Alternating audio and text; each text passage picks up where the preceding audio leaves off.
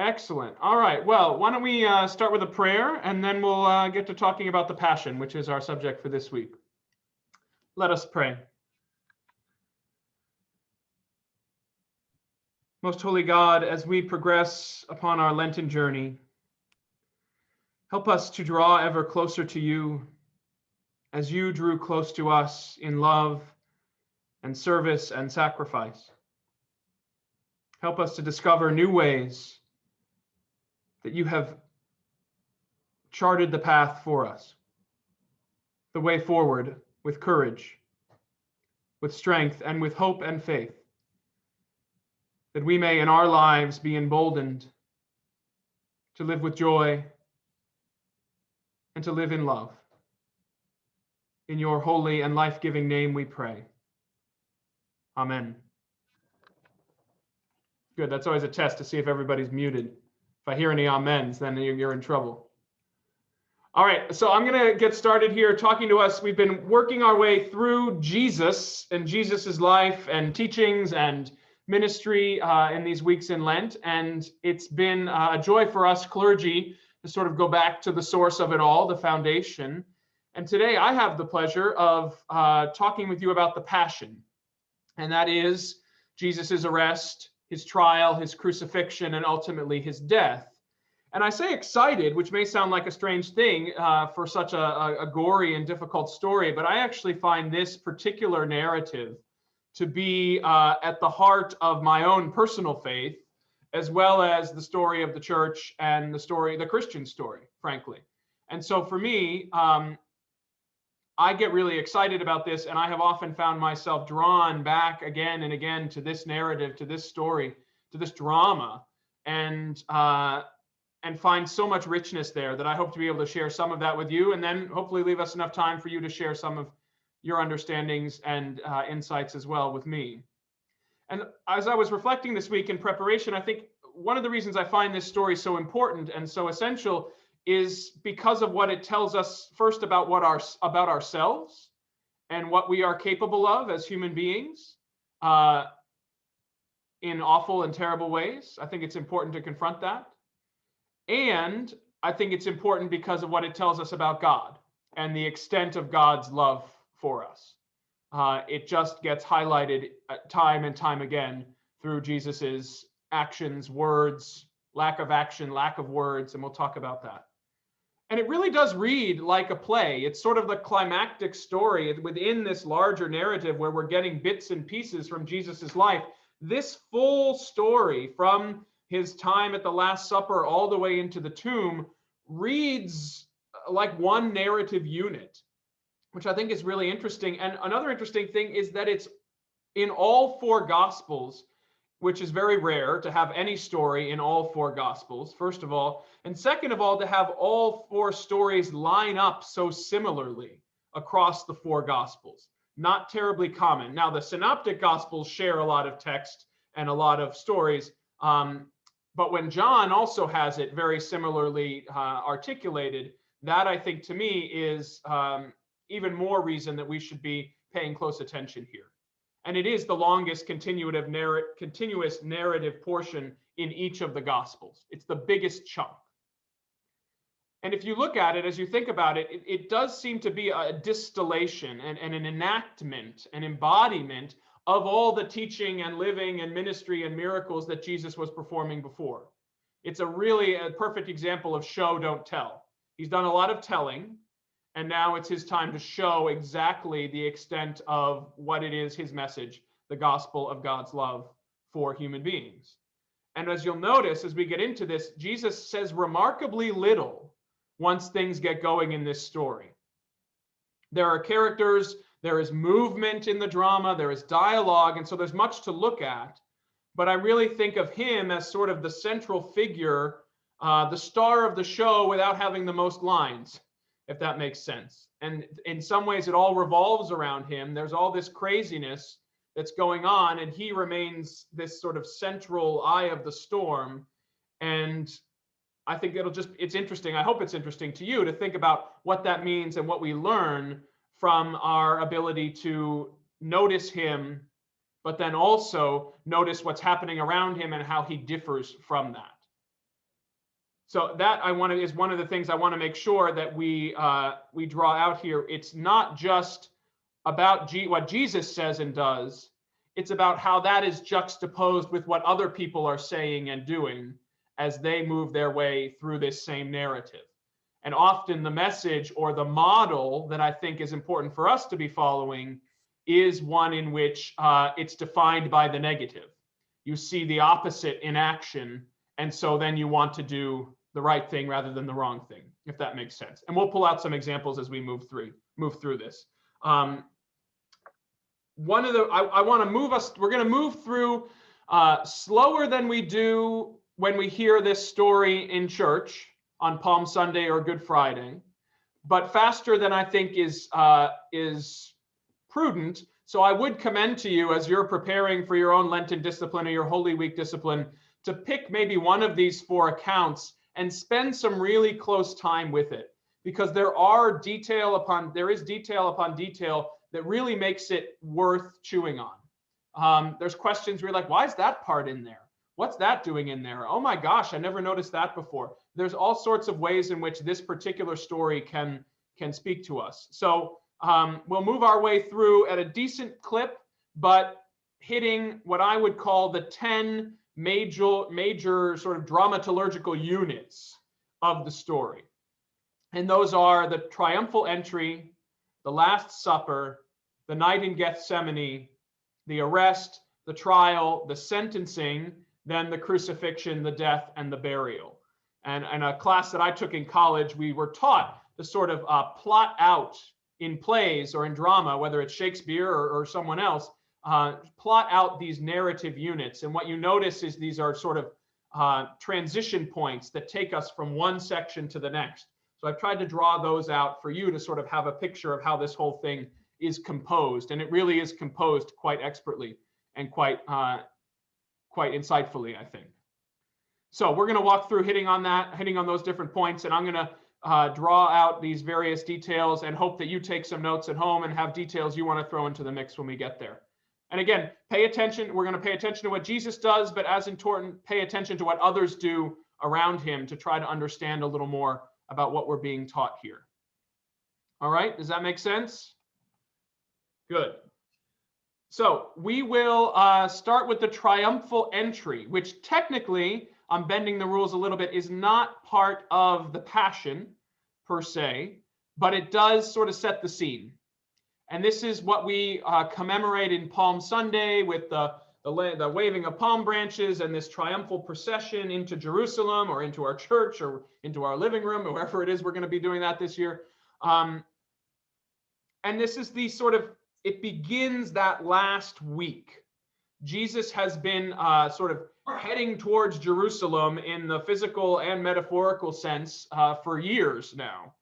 And he ends up, this is the week where he's going to come, and it's the Passover week. They're preparing for the biggest religious celebration within the Jewish tradition, and everybody's supposed to come to Jerusalem to celebrate the Passover. So this is sort of it's a climactic moment within the narrative, and it ends up being climactic in human history. And he makes arrangements, as you'll notice, you remember back to Palm Sunday, or makes arrangements to arrive in a very humble fashion on a donkey, on the foal of a donkey, right? He's not coming in riding on a big white steed. The point is he just wants to come in, and he wants to get there, and he wants to be there.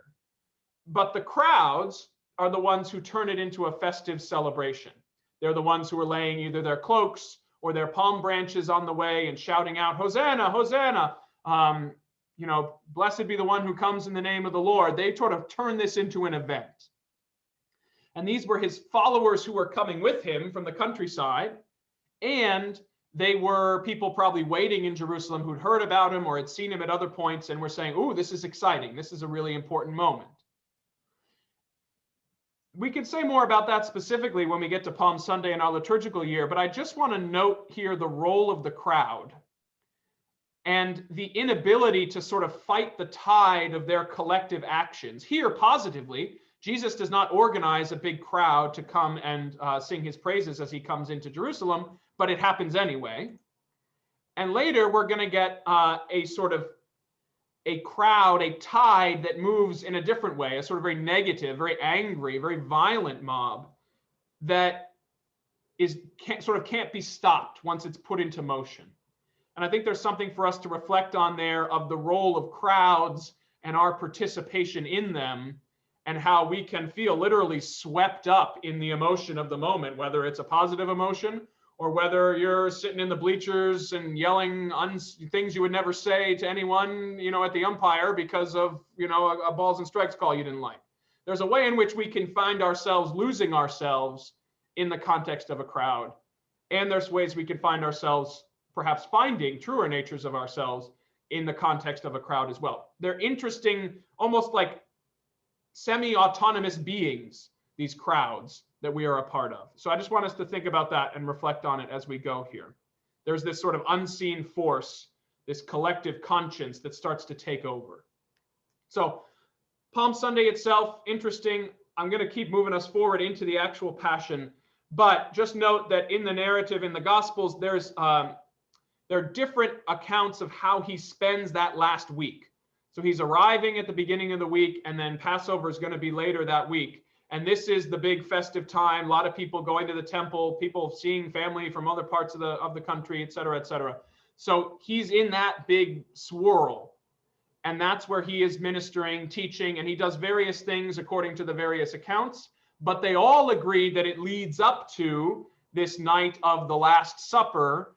Matthew, Mark, and Luke would say it was the first night of the Passover. John would say it was the night before that.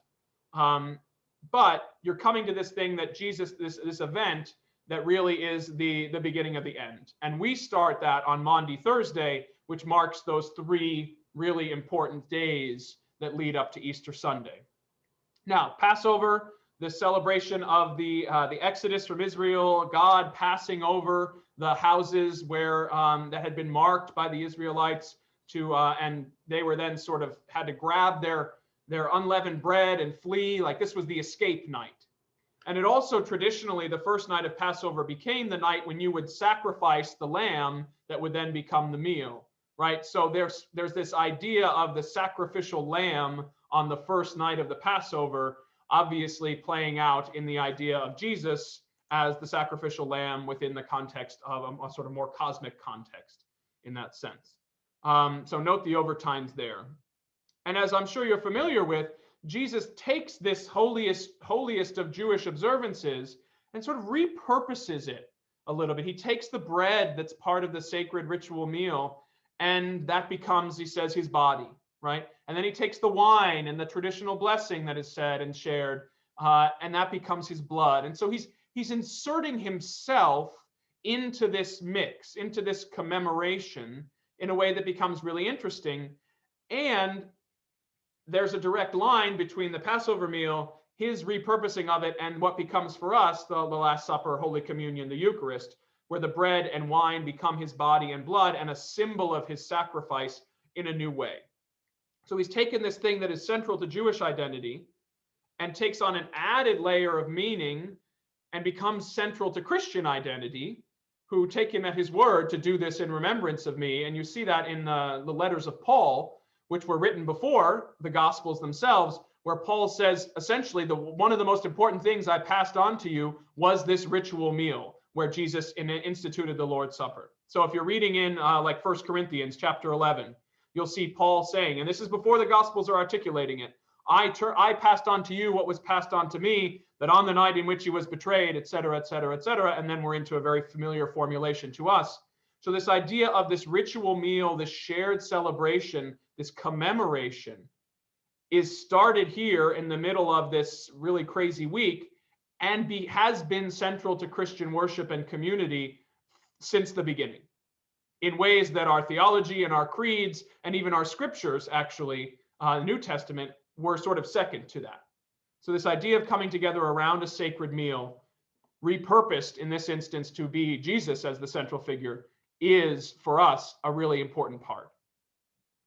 Now, another thing that he did on that night, according to in John's gospel, is the foot washing. Now, I won't poll you to see if you're a foot washer or not, because I know there are strong feelings about this. But John doesn't have a sort of institution of a Lord's Supper. They're sharing a meal when Jesus does this, but he doesn't have the same, this is my body, this is my blood going on. But he does have this whole scene, this really, I find, one of the most moving, beautiful scenes in all the New Testament, where Jesus gives this new commandment, this new mandatum, which is where we get the name Maundy Thursday from. And that's where we should love one another like Jesus loves us, in this act of humble service, of washing his disciples' feet. Then again, an act that only a servant would do. And you can see in the disciples' reaction, like in Peter's reaction to this, it's too much for them. They're resistant to it for a variety of reasons. One of which is it's not done. A lord, a teacher, one of higher estate would not be the one to be doing such a humble act of service. Something that was really kind of quite gross, if you think about it, back in the day.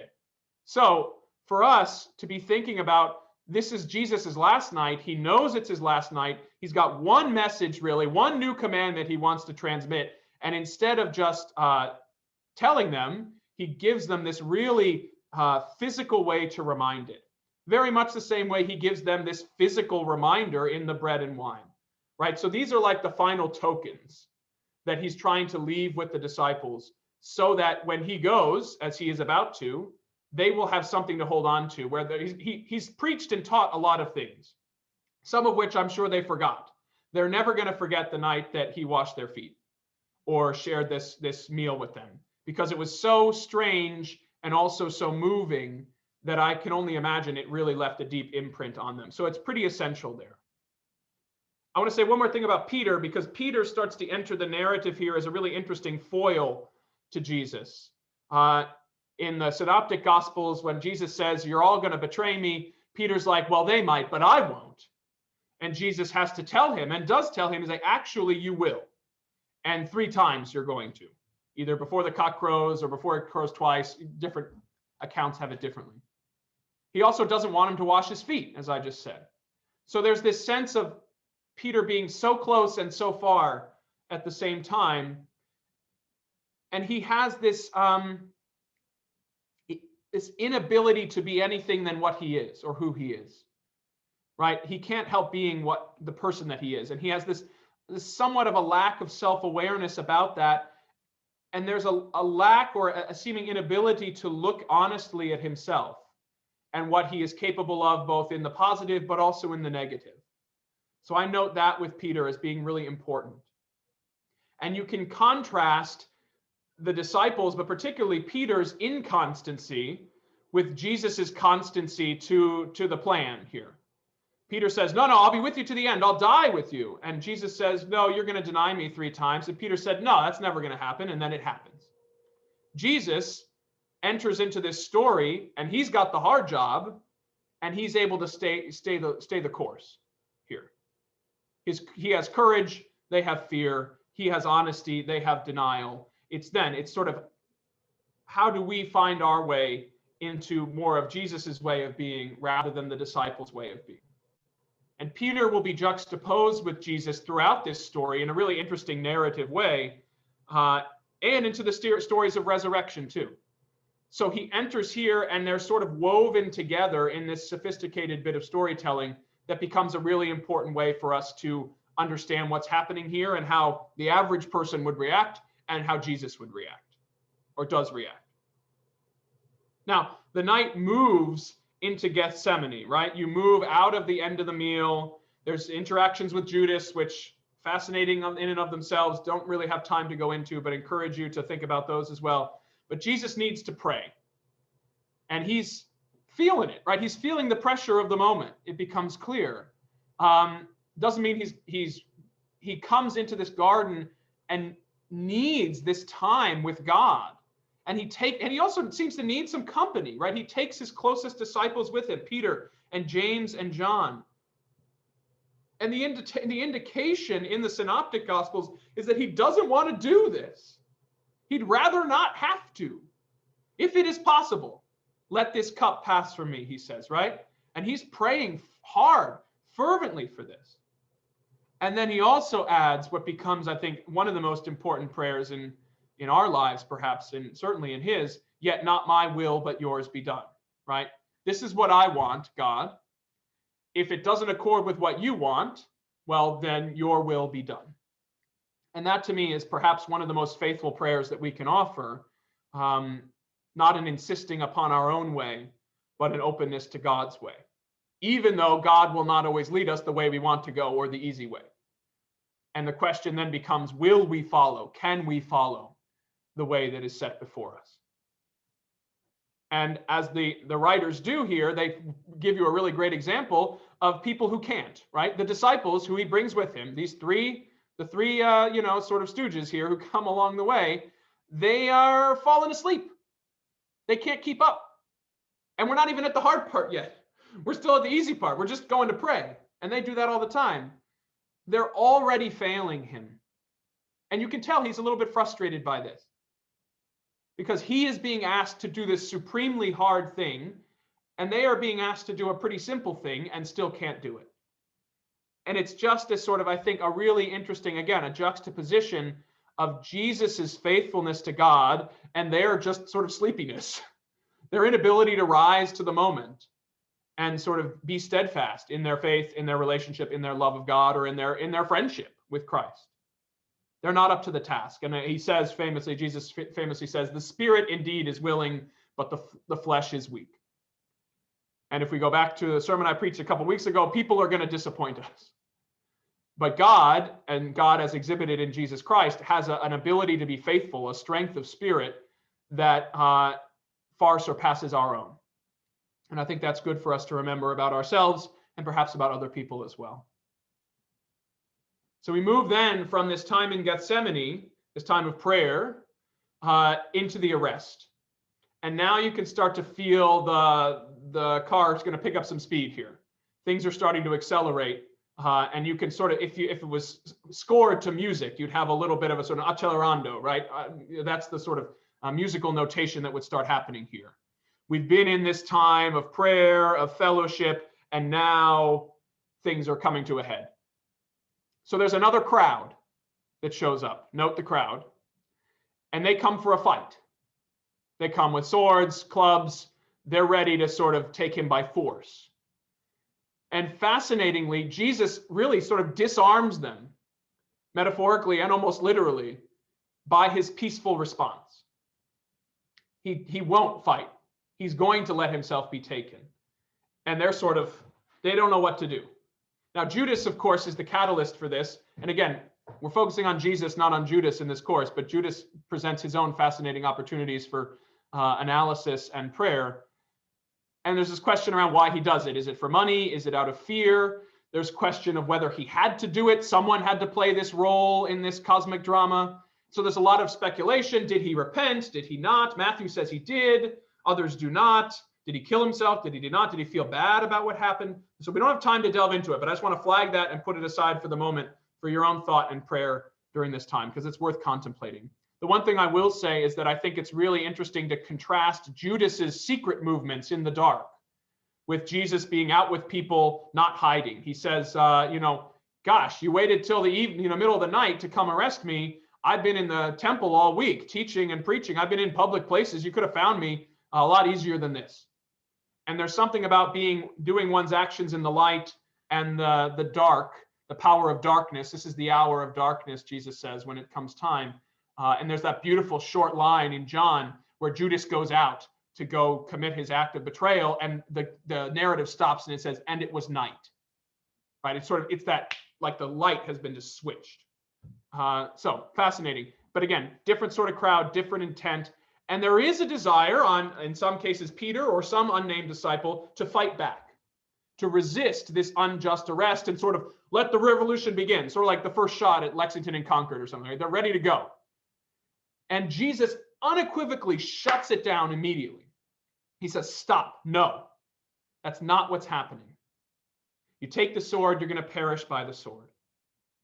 And so all of a sudden, again, note the juxtaposition here. Any of us that are going to be unjustly arrested, there will probably be that sort of instinct to fight back physically. And he has this understanding of the larger project at work here. And he is, as the Prince of Peace, committed to a way of nonviolence. in his response here. And that becomes even more and more pronounced as the violence really ratchets up around him after this arrest. And he says an interesting thing that I think is worth us pondering, and maybe we'll have a chance to come back to and discuss. Could he get out of it? He seems to imply like he could get out of it if he so chose. But he chooses not to. And he chooses to go through with it. So maybe we can pick up that later, this idea of, but let the scriptures be fulfilled. This commitment to God's plan, God's purpose, even if that requires one's own sacrifice, I think is an interesting idea. So he's arrested. And he's taken to a trial, a sort of kangaroo courts of sorts here. It's really kind of a farce. And if it wasn't so serious, it'd kind of be funny because there are these multiple parts to it and they're sort of passing him around like a hot potato. No one really wants to do this. Those who want him dead can't do it, right? They can't execute. It's not according to their law. And those who can do it, the Romans, don't really want to. And so it's sort of this example here of this bureaucratic ineptitude going on around there that Jesus is sort of like just almost kind of bored with at a certain point. You can see he's just like, we know where this is going. They've already made their decision. So the high priest, but they don't have a charge or anything. So there's this really sort of, again, moderately comical. They're looking for some testimony that they could draw him up on. And so they have all these people come forward who offer things, but their testimonies don't agree. And no one really says anything that's really damning of death. So it's just this profound example of this manipulation of justice, or this inversion of the way this is supposed to go, in the sense that they've decided he's guilty and now they need to figure out the charge. And that, again, interesting for us to reflect on ways in which we perhaps engage in similar activities in our own lives or in our corporate life or communal life, deciding or condemning someone and then figuring out why, sort of backfilling the justification for why it is like that. They had their guy, they just needed to figure out why they could put him to death, how they could put him to death. And Jesus, again, doesn't really answer their charges. And when he does, he gives these sort of non-answers. He's not willing to participate in that and to play that game, which I think is interesting. So you can contrast here the clarity and innocence of Jesus with these manipulative machinations of the council to suit their own purposes. Again, another example of different ways of going about something, Jesus's way and perhaps our way. So eventually, Jesus kind of, sort of, depends on who you ask, admits to being the Son of Man, the Messiah, which they take as evidence enough, and they say, fine, we can work with that. Why do we still need witnesses? Let's shut this down, and let's bring him to Pilate. And because they cannot get a strong case against him, you notice they devolve into violence, striking him, in this point, striking him, mocking him, and calling for his death. It's not holding up, and so they sort of almost recognize that, and they have to, rather than confront the fact, they find other ways to dehumanize even further, and to try to find a way in which they can, again, sort of justify their actions towards him. So they bring him to Pilate, where the weakness of their case is highlighted yet again, because Pilate repeatedly, in all the Gospels almost, he says he doesn't really see any reason to do this. So I find no charge against him. Why would I put him to death? He doesn't. This is an internal Jewish squabble. He doesn't want anything to do with it as a Roman sort of prefect. And there's no basis that he can hear for their accusations, which calls to mind to me, or sort of brings up to me, this sort of strange impotence of the religious authorities, where they can't execute him, but Rome can, and he hasn't really violated their laws. And so there's this weird, twisted, unholy alliance between the religious authorities, let's say the church, and the state to execute their desires and their wills. So it's really, I think, for us to reflect on an interesting understanding of how do we as religious institutions relate to power? And are we using them or trying to use them to suit our own purposes rather than the purposes of what it is we're supposed to be working towards? So an interesting unholy alliance evolving here, and it's even called such, I forget which gospel it is, I think in Luke, where Pilate says, well, this is from Herod's country. Herod's here. Go see Herod. Herod sends Jesus back. And you get this like little editorial gloss where Pilate and Herod used to be enemies, but now they were friends. So they were sort of getting in on the same deal here. How true that is, I'm not sure, but it's an interesting sort of sealing of that, almost like shaking hands between these two different realms of authority. Now, what turns the tide here is again the crowd, stirred up by the religious authorities to call for his death and crucifixion. And that ultimately becomes the thing that convinces Pilate. He just wants to sort of not deal with all this hullabaloo. So that's where he ends up going with it. So you can contrast what in this moment is a very calm, very quiet Jesus with the anger and the loudness and the shouting of the crowd. There's a literal juxtaposition there. They're going nuts, and he's very centered, very committed, very calm in the face of it. Now, I don't think he was probably enjoying it. I don't think he was having a good time, but he's able to hold his center in the midst of the hurricane, which I think is important. Interesting also to note that Jesus comes within a hair's breadth of being released, right? There's a 50-50 chance. Who do you want me to release for you, this Barabbas or this Jesus? And Pilate ultimately bends to the will of the crowd, not the will of the law, not justice, but to the crowd who's calling out, crucify him, crucify him, crucify him, over and over again. And in some ways, this is kind of a profile in cowardice, right? We have profiles in courage that we celebrate. This is a profile in cowardice. He's a politician trying to give the people what they are convinced they want and unwilling to do an unpopular thing, even if it is the right thing to do, which we can contrast with Jesus willing to do the right thing, even if it is a hard thing or an unpopular thing. Another note to draw out. This then turns over and leads into the sentencing, where the call is for a death sentence. And I think that's very clear. They want to execute him. They don't want him to get a slap on the wrist. They don't want him to spend the rest of his life in jail. They don't want him to be a slave and anything like that. They want him dead and gone. That is the call, the severity of their call. And not just any death. They want to crucify him, which is the lowest form and the cruelest form of execution that was reserved for the lowest of the low in the empire. What's interesting is to the Jews, his crime was blasphemy because he said he was the Son of Man, and that was a step too far in their book about religious leader claiming to be divine in that sense. It challenged the monotheism that was central to their understanding.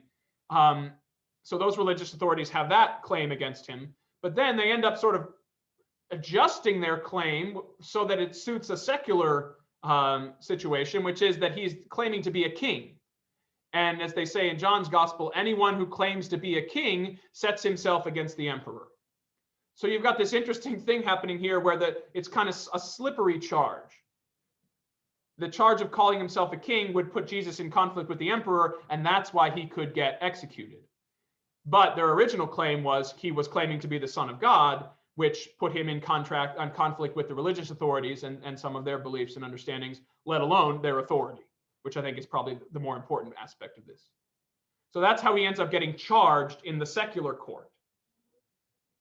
Now, within the context of this sentencing, I want to draw out this, what seems just grotesque and unnecessary, and you question why it's there, but there's this mockery and cruelty. And some of you heard me last week, some of you that are in the cast discussion groups, heard me talk about this when we talked about the way in which humans have a way of dehumanizing the other by mocking them or being cruel to them, finding ways to do that.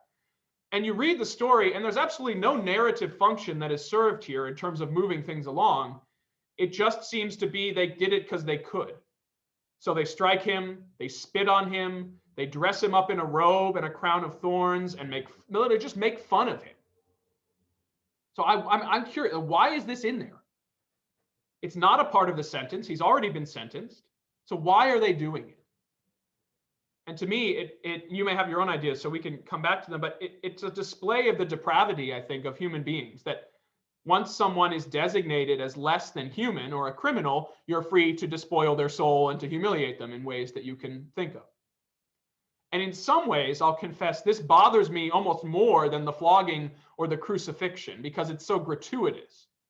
And it really is in a lot of ways the worst of us on display here. Note some of the contrasting characters as well as we get into these later scenes.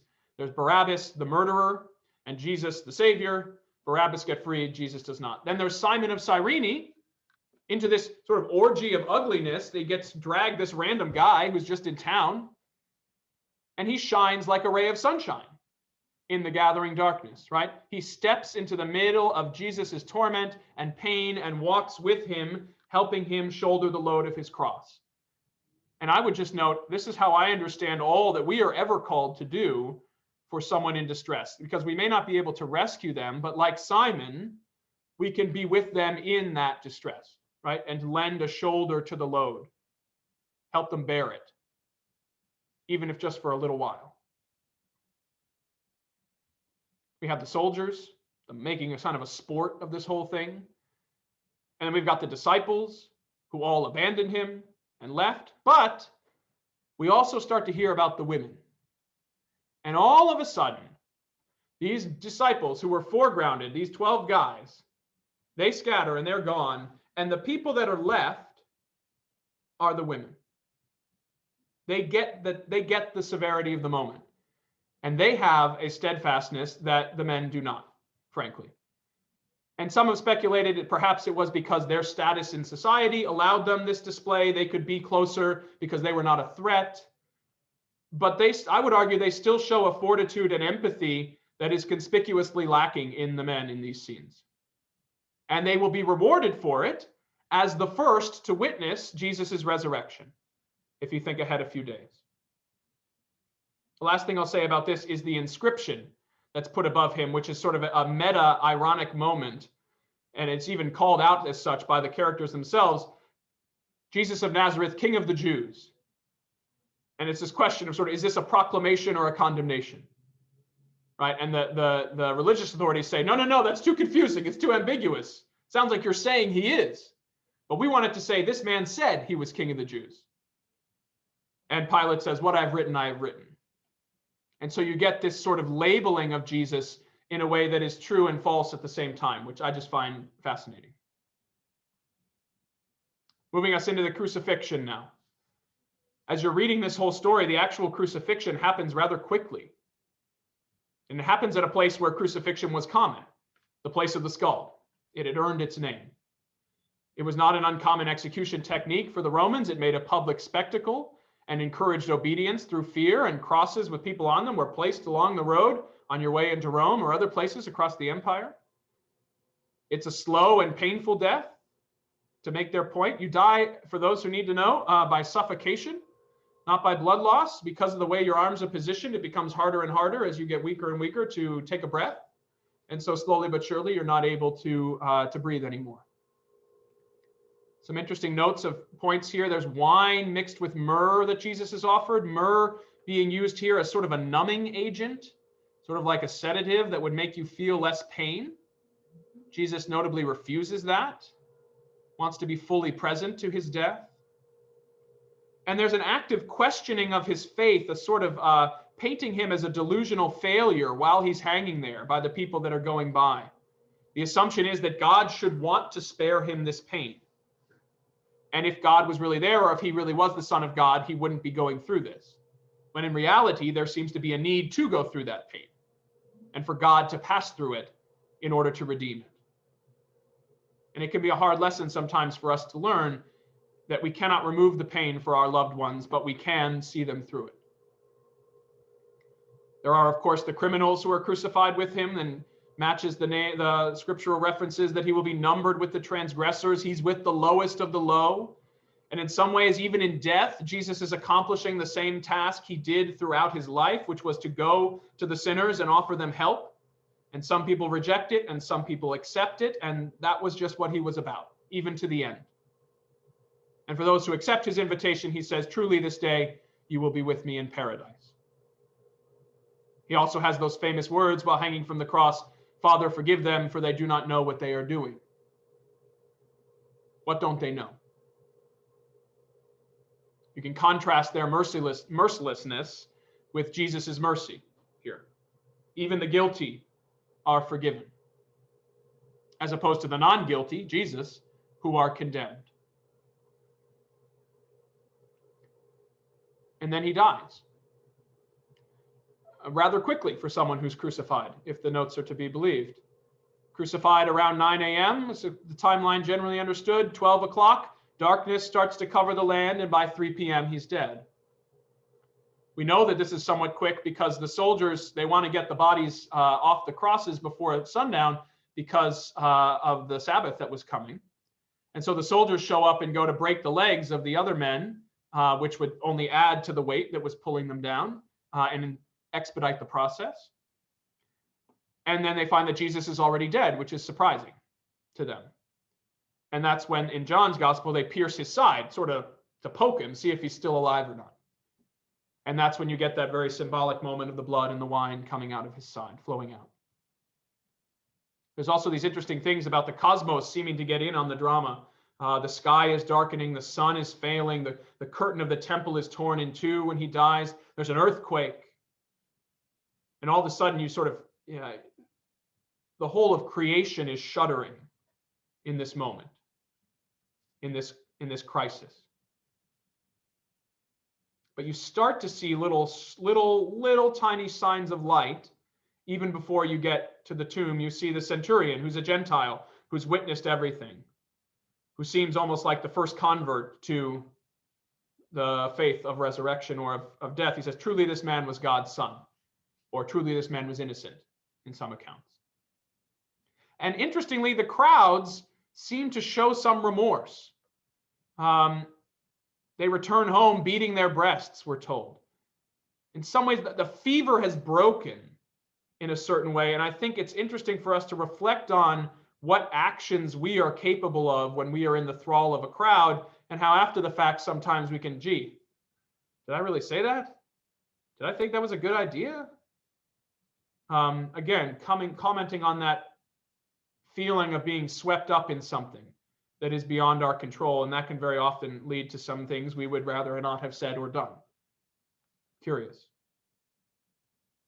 There's some discrepancy in Jesus's final words.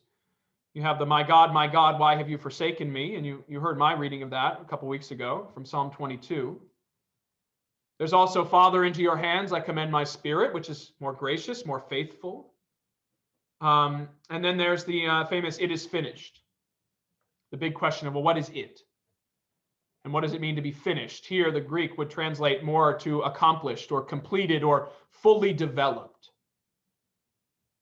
And in some ways, I hear that almost like I did it. I stayed the course. I made it to the end here. I did my part. And I'll just call our attention again to the fact that we are told it is the women who are witnessing this. The hardest part to witness. They are there. Maybe John, the beloved disciple, who sort of puts himself in there at the end. So we have that moment between Jesus and his mother, and passing her on to John. But definitely in all the Gospels, the women. And it's fascinating and really important how they step to the foreground in the moment of crisis and do not retreat. And we are told that these are the same women who were always in the background, caring for him. They said they had followed and provided for him when he was in Galilee.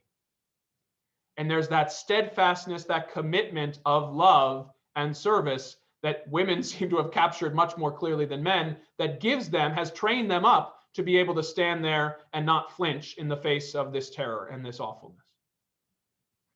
So I would just offer that. And finally, as we close out here, there's the burial. Sundown on Friday is coming. It's the start of the Sabbath. They don't want the bodies left on the cross.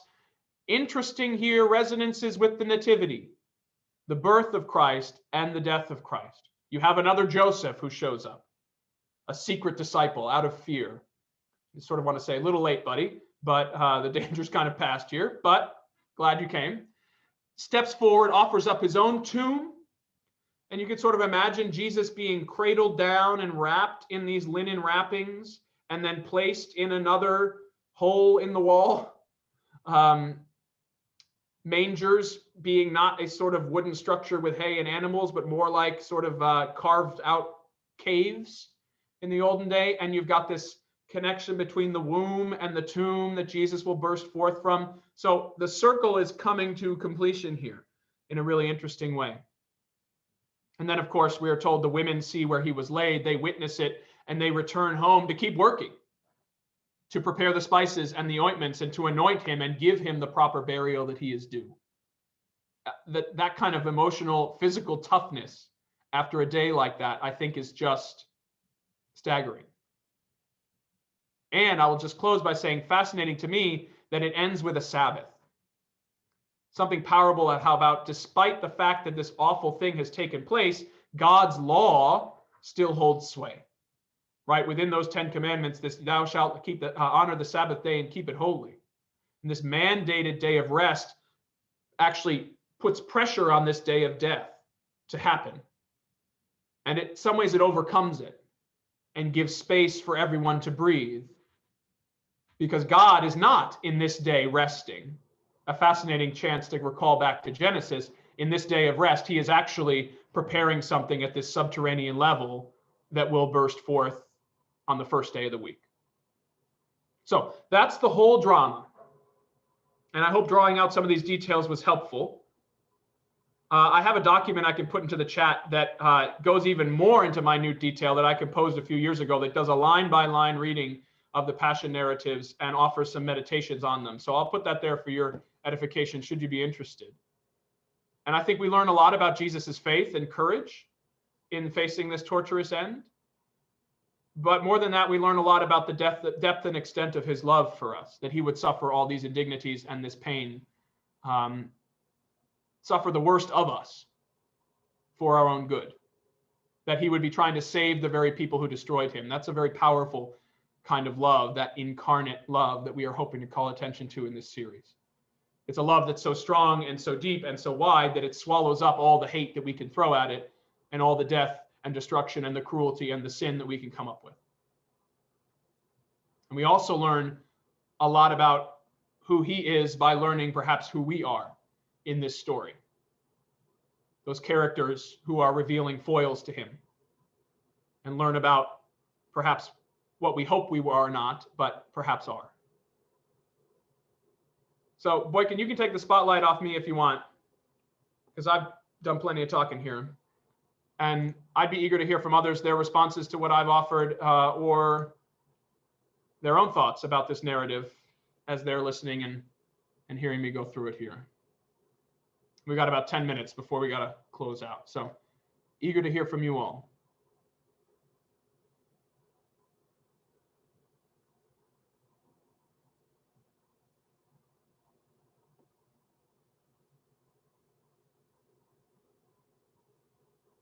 And you're going to be brave enough to start?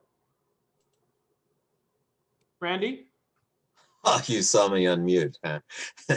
Well, I was just going to post something. One of the things that you said that I hadn't really thought about is the positive crowd response. And one of the things I thought more as you said it was, it does seem a positive response, but at the same time, it's going along with the crowd. And then the other thing I thought about was, I don't know if everyone has read, I just looked it up again, this book by Reynolds Price, and it is called, it's about the ethics of Jesus reimagined, that has made me think differently about, one about Jesus and one about Judas and what happens with Judas. And so in the book, there are 3 stories that Reynolds Price uses to talk about this. And I just found it. The book is A Serious Way of Wandering, The Ethics of Jesus Imagined. And there are 3 stories in it. And he goes beyond what it says in the Gospels. 2 of the stories are about Judas. And the other one is about the woman taken in adultery that was dragged before Jesus. And he imagines what that is. But the 2 about Judas are very interesting. And one deals with, both of them deal with what happens to Judas after he dies. And one is about thinking about suicide and the ethics of Jesus, imagining what we think of people who commit suicide. And the other one about Judas has to do, I'm kind of remembering what it is, but it is about who Judas might have been and why he might have betrayed Jesus. And both of them are an amazing example of how I think judge that you be not judged. All three of them are actually that. But I would recommend that. It's a small book, but it's really challenging. It's the same thing as I think I said before. If somebody made me read The Shack, because I didn't want to read it, but I did read it. And the thing that I remembered in it was when God the Father said to the father of the daughter who was kidnapped, murdered, and all of that, said to him about the murderer, "He's my child too." I have to admit that I started crying then, because I thought that is exactly a God that we would want to be in relationship with, who could think that way. But it's very not human. No, I think that's right. I think that's right, Randy. Those are some great resources. Thank you. And Boykin put up in the chat sort of the Amazon link to that book Randy was just referencing. So if anyone wants to get it through that or another channel, I'd encourage that. Randy, thanks for being brave enough to get us started here. Any other thoughts here on the Passion, either some of the things I said or your own thoughts and feelings about it?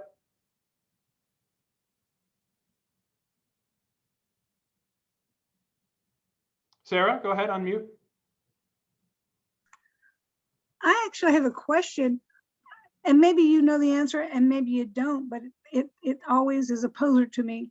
Why is it that so many Christian denominations within the mainstream of Christianity and even outside don't seem to have a focus on the cross and the crucifixion? Because, you know, like, if you don't have the passion and the crucifixion and the suffering, passion is suffering, and the crucifixion and all that, and then the death and the burial, how can you have the resurrection? So I never understand why some denominations have chosen to focus primarily on the resurrection and just don't pay a lot of attention to the passion, because it's like you can't have one without the other. Well, I'm glad you feel that way. I'm not sure others do. I suppose there's a I don't understand it. I don't understand it either, given that I understand them to be extremely important, that they are linked together, especially for our own lives, right? To understand that the resurrection comes on the other side of suffering and death, that we're not spared difficulty or death in this life, but it is redeemed, swallowed up in victory. To me, Paul does a little bit of this, but there are other writers in the New Testament other than Paul who would at least crack open the door to say, well, all that's been taken care of, therefore we can focus on the resurrection part. And that perhaps, if taken by human beings and used and misused, can end up with, you know, the story is only about Easter and not about Good Friday as well. I'm in the water of Good Friday is essential to Easter Sunday, but there are very many people who would say, yeah, you know, it's about Easter. But that to me is only part of the story. And yet there are plenty of people who I think would say, Jesus has died for my sins. I'm living the resurrected life now. And I can enjoy the joys of resurrection in the here and now, and shouldn't have to suffer the pains and slings and arrows of outrageous fortune. There are some communities for whom that is more their orientation. That's true. I don't know exactly why, but that's a fair comment, Sarah. Others?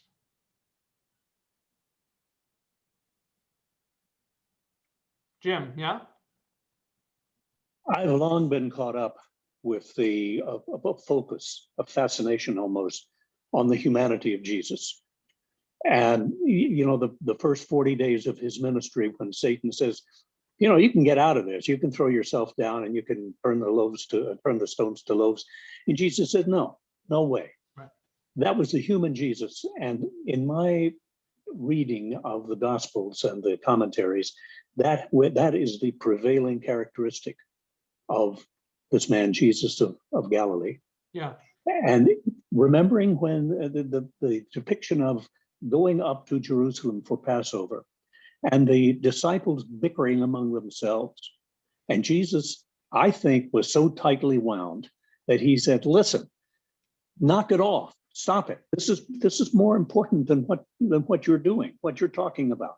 That this would not have for me anywhere near the impact if I believed that Jesus, as the Son of God, could wave a wand and have this go whichever way he wished it to go.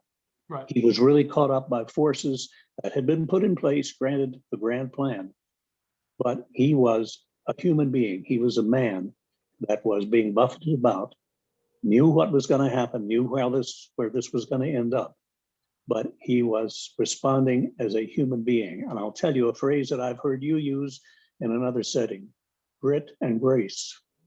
That's what I see here. Thanks, Jim. I appreciate that.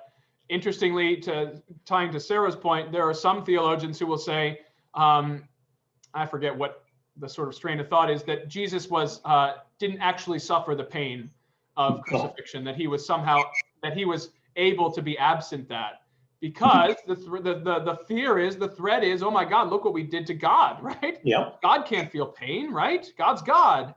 And in my reading of that, and the reason I sort of consider it a heresy, is like, it's precisely because God can feel pain that I can understand that to be my God, right? Because of the way in which, and Hebrews will take this up, because of the way in which Jesus suffered and died, am I able to actually feel a connection to him that's more than just a sort of, oh, Jesus up there somewhere, but actually a lived experience that I can share in, and I haven't come anywhere near to being crucified yet. So that to me becomes a really important aspect of this. The humanity of Jesus mixed in with his, what seems to me like a divine power to be able to go through with it, right? That he does have the courage and the fortitude to see it, while all the other people are sort of falling away as they go through this. Closing thoughts here. Yeah, Randy? I think most people know that I'm a registered nurse. And so one of the things, and to follow up on what Jim said and what Sarah was saying, is you hear we're here, spiritual beings having a human life. Jesus in the Passion, for me, lived what we live. If we are born into this life, we're going to die. And I think there's a tendency to want to ignore that. And one of the things I say to myself and students and other nurses is exactly that. If we're born into this life, we're going to die. So we're going to experience suffering. The Buddhists say, life is suffering, and the way they deal with it is not attachment, which doesn't mean that. It means going through it in the present moment. And for me, the Passion is Jesus living through that in the present moment. Yeah. The other people were thinking what happened before, what's going to happen. He was living it in the present moment. So I always think of him, we think of this as supernatural stuff, and some of it is. But if he was here to be our model of how to live, then he was living in that present moment of suffering, because we have all had some kind of suffering. So that's what it means to me. Randy, that's beautiful. I appreciate that very much. And I'm sorry to have to cut off the conversation. I'm needed in another room, as some of you are as well. But to me, this is why we're getting at why I think this story is so important. And as much as it turns our stomach, I think it is essential to our understanding of the Christian story. Both the depths of the despair and the darkness that are addressed, and as we'll start to talk about next week, then the depths from which we are plucked and saved as we complete the story, because it does not end here. This is not the end of it. And so please, you and others, I hope, will tune in next week as we talk about the stories of resurrection in Jesus's life and what work he is still trying to accomplish, even on the other side of the grave. So thank you guys all very much. Boykins put in that book up in the chat. I put up in my own little meditations, but you may have heard enough from me at this point. But I hope you guys all have a great week. Keep getting your shots if you can. Keep taking care of yourselves, and we'll hopefully all see you very, very soon, okay? Thank you, Thank you, Noah. guys. Thank Take you care for your now. perspective on this. Bye. Bye. Thank you, guys. Bye. Bye.